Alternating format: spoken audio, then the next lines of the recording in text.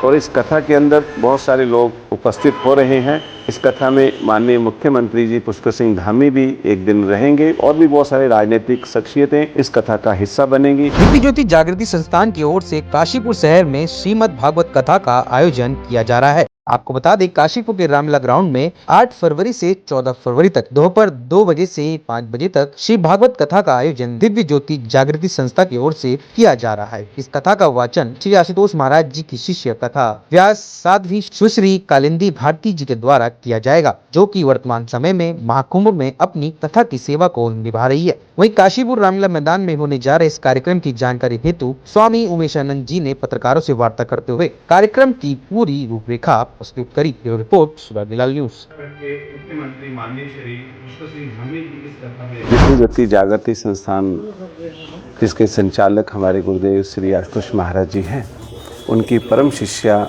कथा व्यास भागवत भास्कर साध्वी कालिंदी भारती जी के माध्यम से काशीपुर शहर के रामलीला मैदान में 8 फरवरी से लेकर 14 फरवरी तक भागवत कथा का कार्यक्रम होने जा रहा है।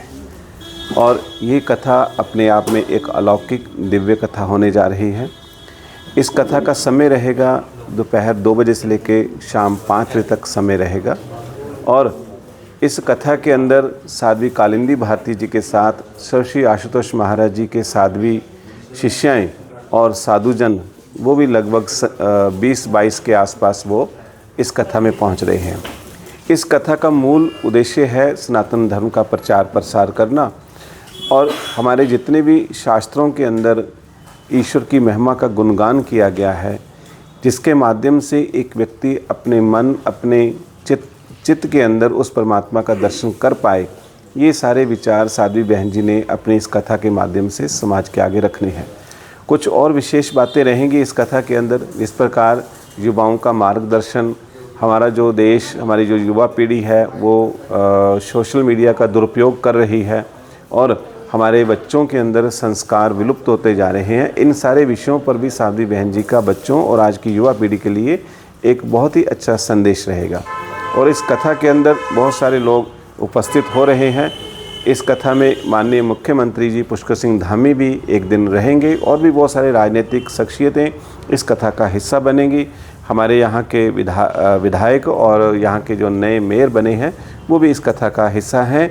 और शहर के सभी लगभग जितने भी सामाजिक धार्मिक संगठन हैं वो किसी न किसी रूप में इस कथा का हिस्सा बनेंगे और बन रहे हैं।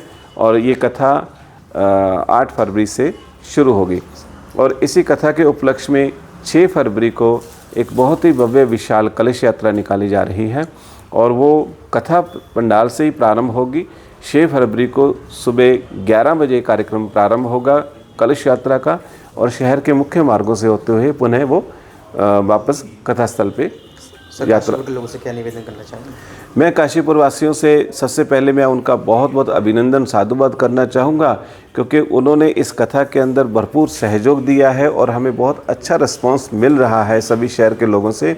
और लेकिन जहाँ तक ये सुरागीलाल न्यूज़ चैनल के माध्यम से मैं आपका धन्यवाद करते हुए कहना चाहूँगा कि सभी जो भी धर्म प्रेमी हैं और जो भी सनातन धर्म में अपनी आस्था और विश्वास रखते हैं और जिनकी एक बहुत ही बड़ी इच्छा है कि हमारा धर्म, हमारी जो संस्कृति, उसका प्रचार प्रसार हो सके और हमारे बच्चे उस संस्कृति के साथ जुड़ सकें, इसलिए आप सब लोग आएँ। आज हमारे समाज में बहुत सारी सामाजिक बुराइयां फैली हैं, मात्र ये नहीं कि वो कथा वाचन तक ही सीमित रहेंगी। उन सामाजिक बुराइयों को कैसे जड़ सहित हम उसका नाश कर सकते हैं, उस सारी समस्याओं का समाधान भी दिया जाएगा।